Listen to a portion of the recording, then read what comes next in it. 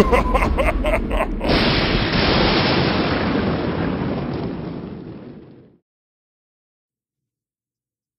was introduced to the video game realm a tad later than most other people.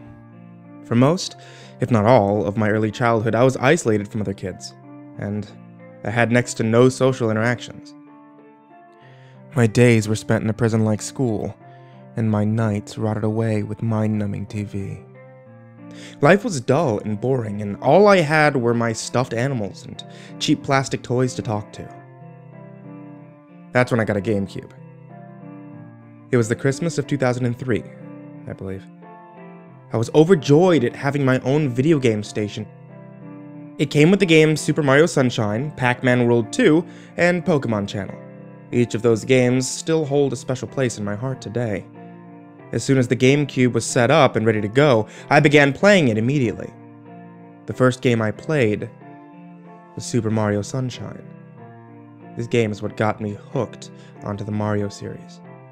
After playing it for hours straight and finally finding a level I just couldn't get past, I turned to Pac-Man World 2. Amazingly enough, I got stuck on level 2.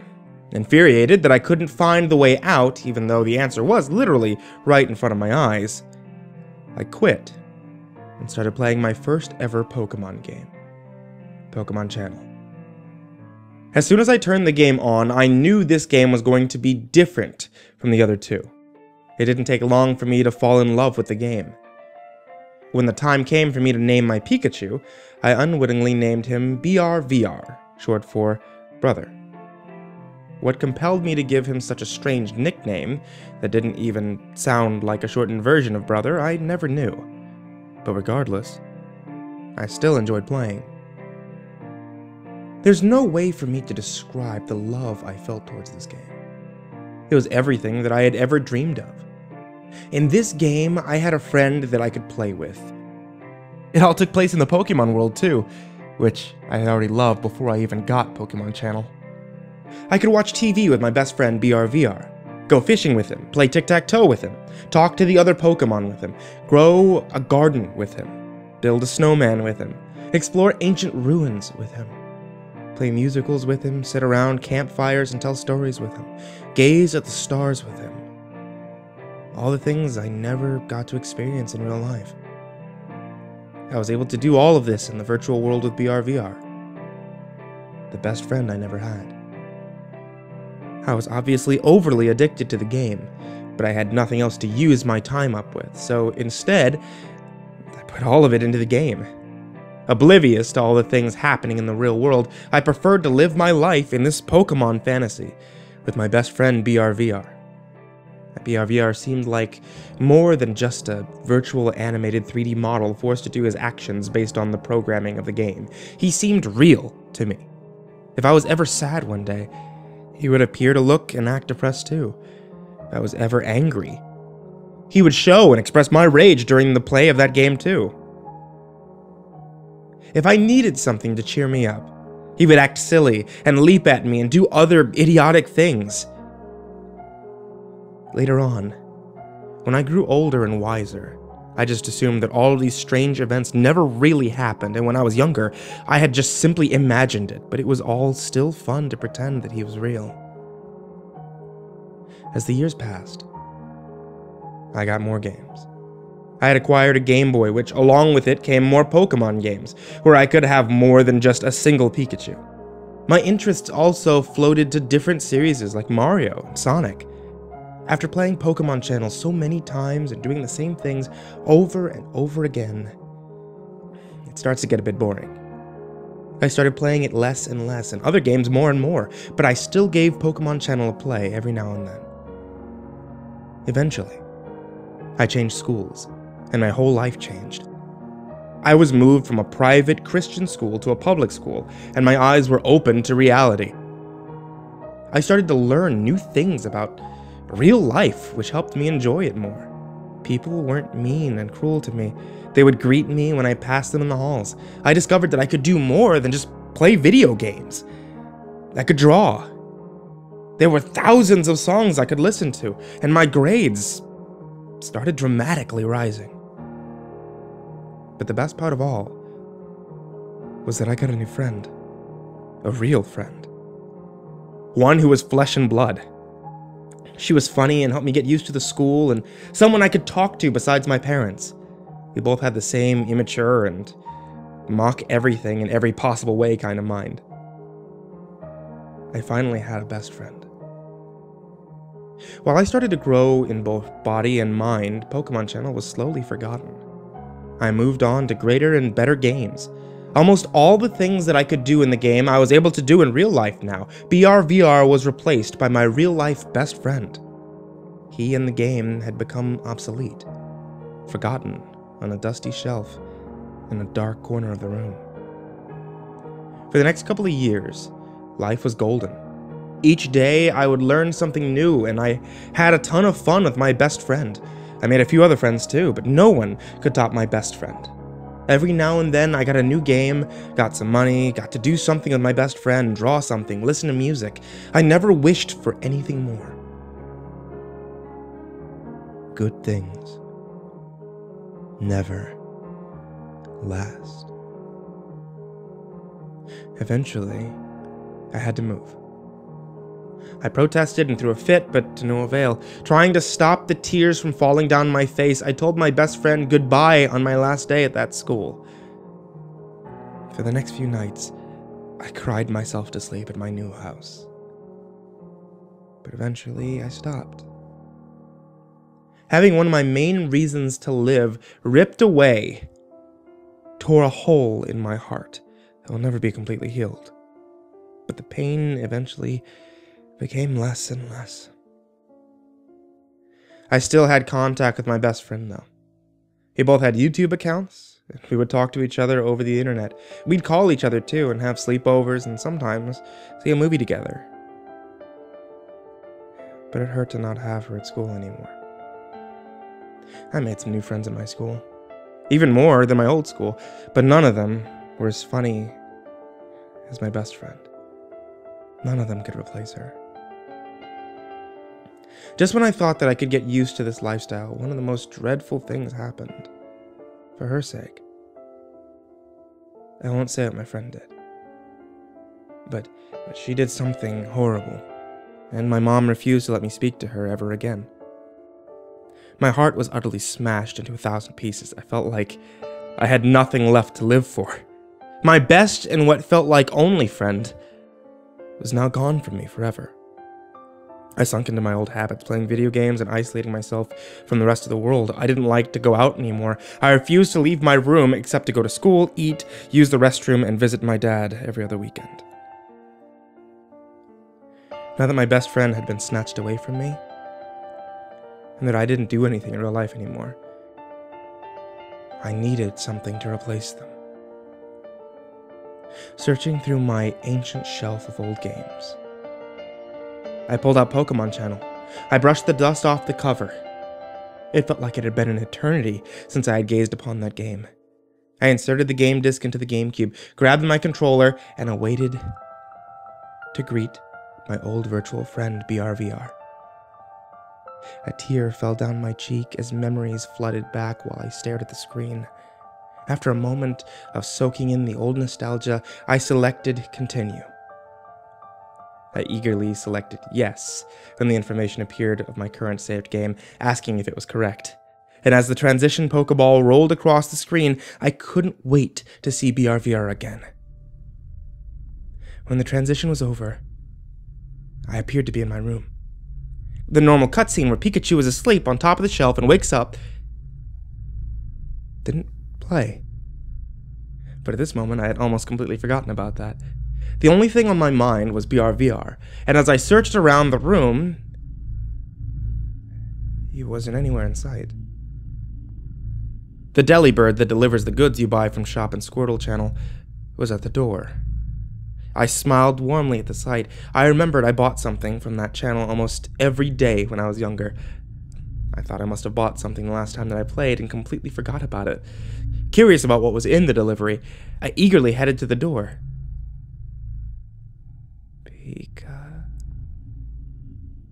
A deep moaning sound stopped me before I could reach the door. I turned the screen and saw BRVR climbing out from under the bed. He looked beat up and depressed.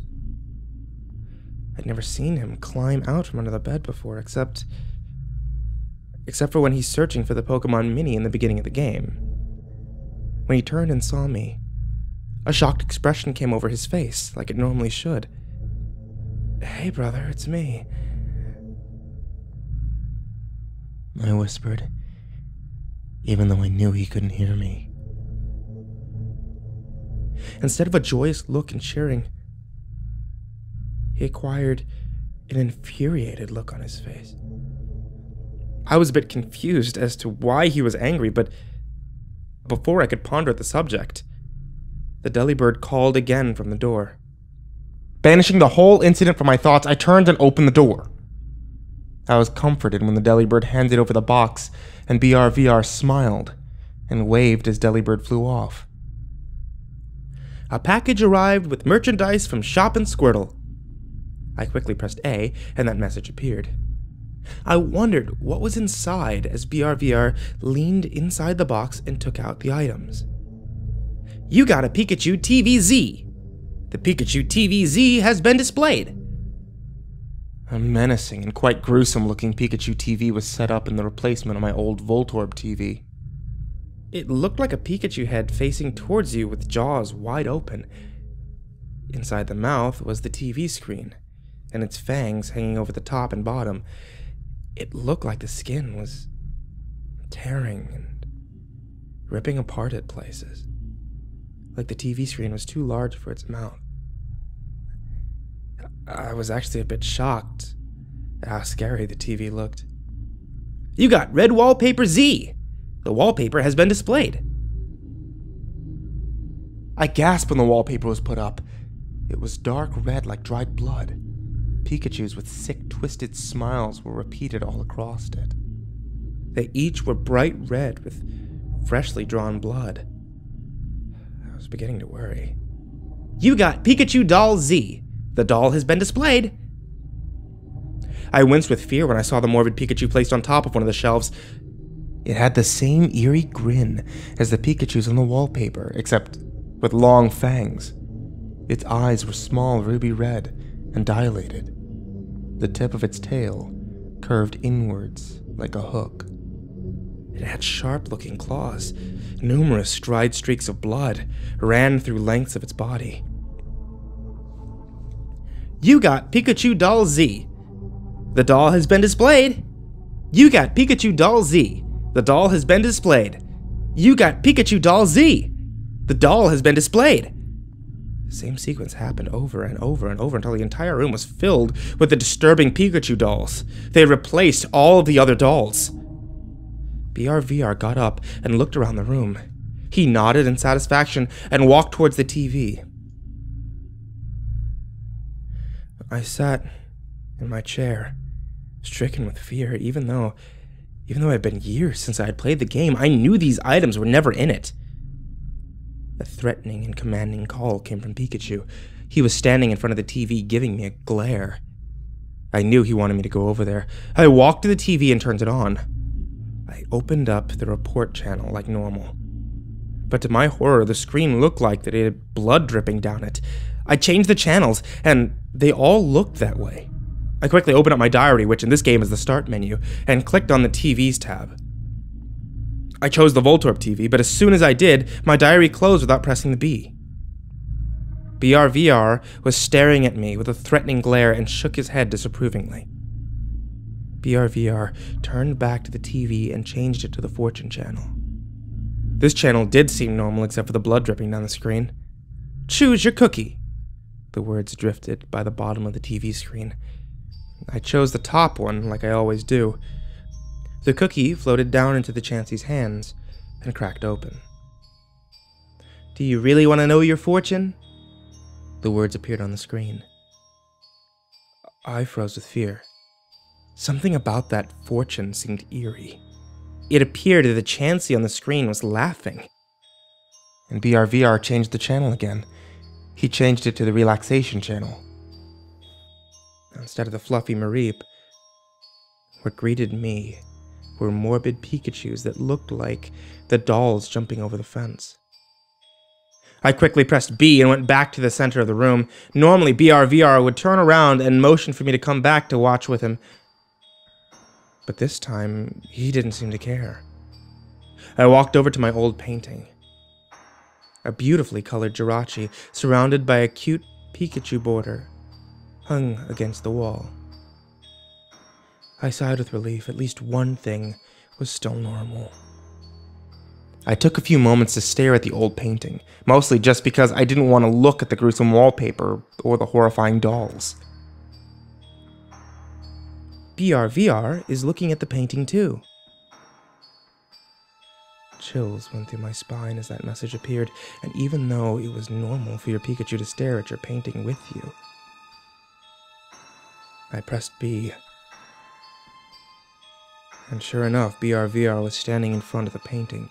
It seemed like he had a sad expression, like he was remembering long-lost memories. He turned to me, still with that same depressed expression. He looked like he was about to cry. I felt sorry for him. Wish there was something that I could do to cheer him up. BRVR walked up to me and asked me a question, which is normal for your Pikachu to ask you a question every now and then. But what made my blood chill was what he asked. BRVR wants to know if you still love him. I had an O for yes, and an X for no. BRVR had never asked that before. I immediately clicked yes. He smiled and then bent over laughing. I was a bit confused as to why he was having a laughing fit, but he was done laughing. He looked back up at me with an evil smile. Then the message appeared at the top of the screen. BRVR knows when you're lying.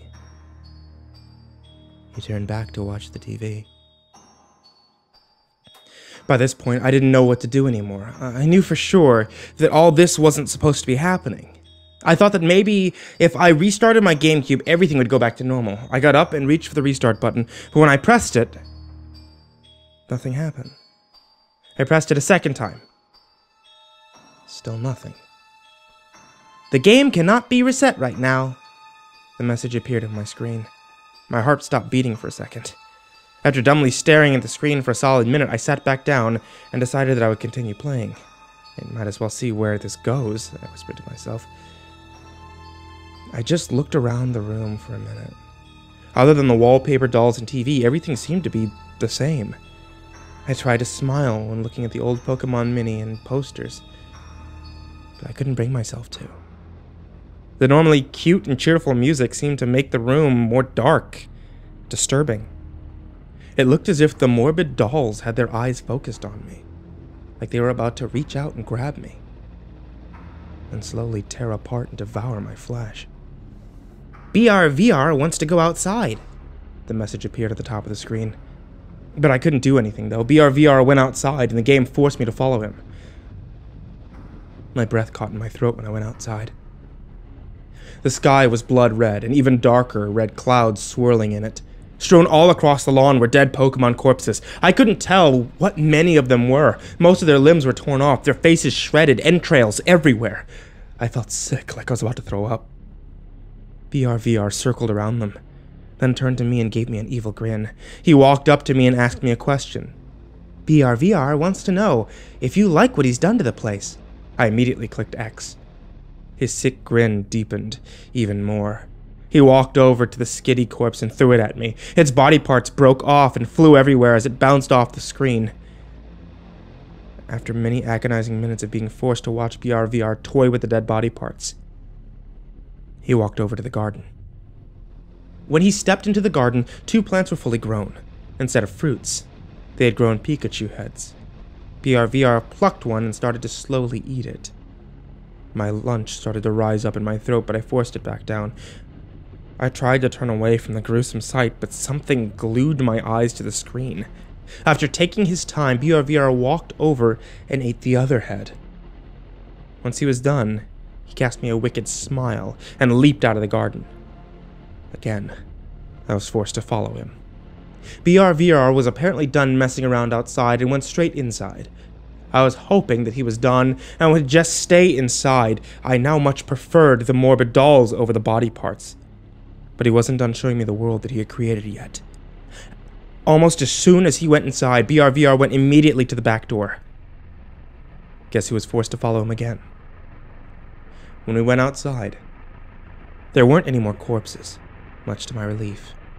But the sky was still an ominous red. When I tried to go back inside, he wouldn't let me. BRVR would just turn and give me a disapproving shake of his head, so I was forced to stay there. The Viridian Forest bus pulled up, and BRVR walked up to it without me even clicking on it. The transition played normally, the bus riding over the map to the Viridian Forest. But when we got there, the whole forest was on fire. Dead Pokemon were lying everywhere as the trees wildly burned, their bodies charred black by the flames. BRVR seemed unaffected by the blazing fire. He skipped over to the patch of mushrooms. They looked like they were bleeding. He ate one without asking for permission and gave a satisfied nod when he was done. Then he ran over to the bell that starts the Pokemon concert. Instead of BRVR being surrounded by Clefairies, he was surrounded by those morbid Pikachu plushies. Using the bells, they played the most haunting and blood-chilling tune that I had ever heard. I was awestruck. It sounded beautiful. So horrifying. It was high-pitched and made my ears ache, but I was in a trance. Couldn't think to turn the volume down. After what seemed like years, the play was finally over.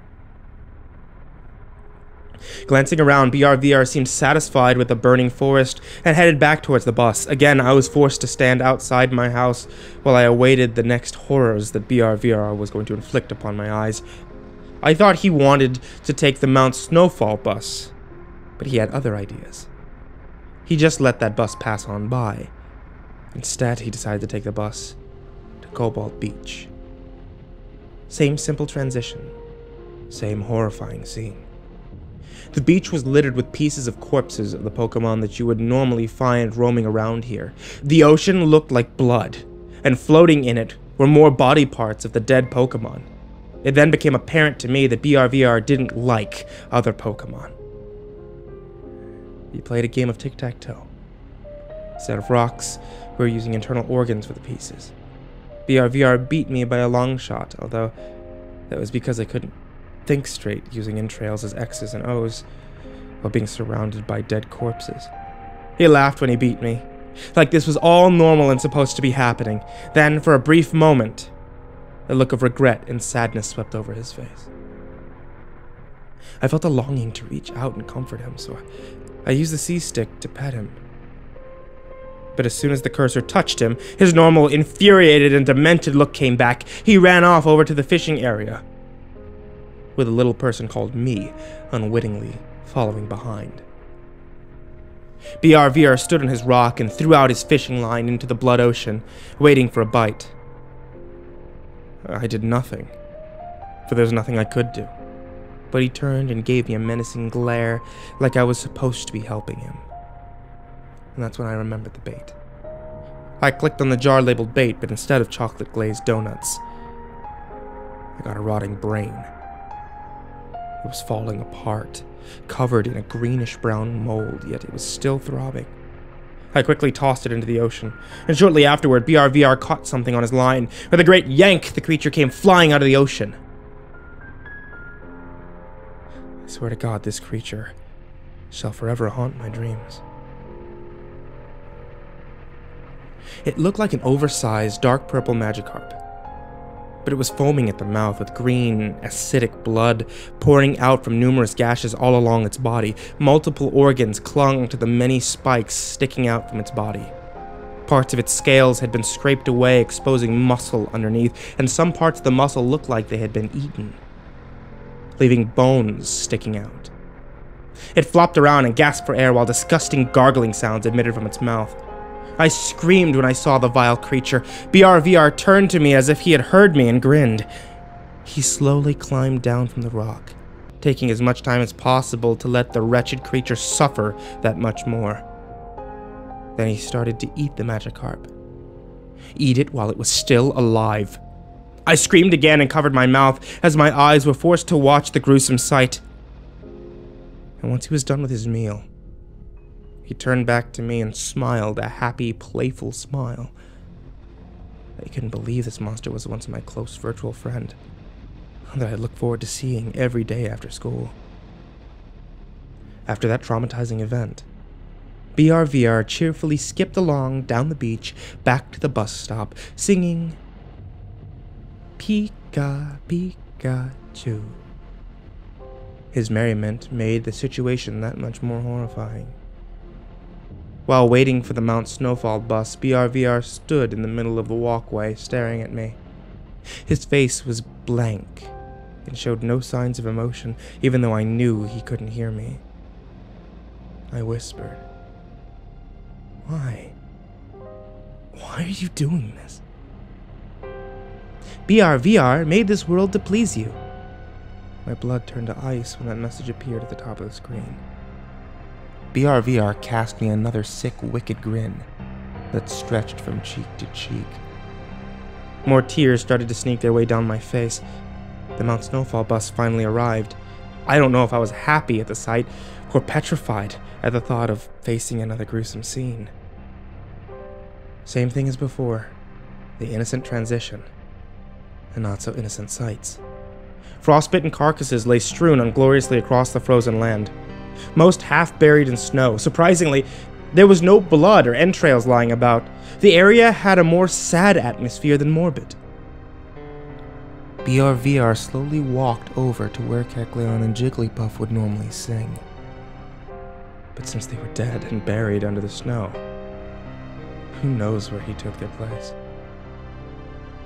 BRVR sang the most beautiful, yet saddest song I had ever heard. His harmonious voice sounded like violins playing the most tear-jerking tune. He had a depressed and sorrowful yet focused expression when he sang, which is just what the song sounded like. I couldn't control the tears that started flowing down my face. My poor emotional heart broke in two listening to the sorrow-drenched melody. After what seemed an eternity, BRVR finally finished. He looked me dead straight in the eyes with the most sorrowful, depressed, and utterly hopeless expression anyone had ever seen. I longed so much to hold him in my arms and comfort him. But he quickly turned away and ran towards the second half of Mount Snowfall. We stood in front of the ruins of truth. For many moments, BRVR just stood dead still while staring at the ruins. Then he glanced at me, a deep, meaningful look in his eyes, and ran inside. It was jet black inside, like it was supposed to be. He used a thunderbolt to light the electric flowers, which caused the entire ruin to light up. All along the walls, ceiling, and floors, so many different words were written in blood. Help me. Why? I must die. Kill me. It's so cold. I'm so lonely. Where is he? Come back. Why can't I die? BRVR walked over to the other side of the ruins, where the true or false tablet stood. I was forced to click on it. BRVR was abandoned by his best friend years ago, to be replaced by a new best friend, and was left to rot alone in this virtual world. True or false? I finally understood what all this meant. All those words written on the walls, they were from BRVR. This was all my fault. I left him, my best friend, to die alone. No, he couldn't even die if he wanted to. He was forced to drag out his miserable existence over the years. I didn't blame him for wanting revenge on me. I deserve this. I slapped myself across the face. What was I thinking? BRVR and Pokemon Channel was just a game. I wasn't supposed to be devoting my life to them. They were only meant to be created to amuse and entertain the mind of a child. They weren't real. I took a moment to ponder over my last statement. They weren't real. I thought about all the things BRVR had done to traumatize me and get revenge for abandoning him for so long. Hell, this was all just too real. I selected O for true because it was. I admitted to abandoning BRVR and leaving him alone. Instead of the tablet sinking back into the ground, it glowed green, as if in approval with me. The screen slowly faded to black, except for BRVR. He stood in the center of the screen with tired, angry, yet sad eyes.